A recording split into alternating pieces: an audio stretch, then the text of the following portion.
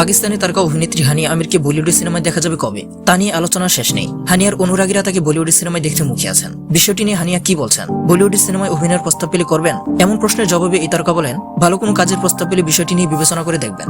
বর্তমান সময়ে পাকিস্তানের সবচেয়ে জনপ্রিয় অভিনেত্রীদের একজন হিসেবে বিবেচনা করা হয় হানিয়াকে। সম্প্রতি ভারতীয় অভিনেত্রী রাখি সাওয়ান্ত বলেন, তিনি সালমান খানের বিপরীতে হানিয়া আমিরকে সিনেমায় দেখতে চান। হানিয়া আমিরও দীর্ঘদিন ধরেই বলিউডে কাজের পরিকল্পনা করে রেখেছেন।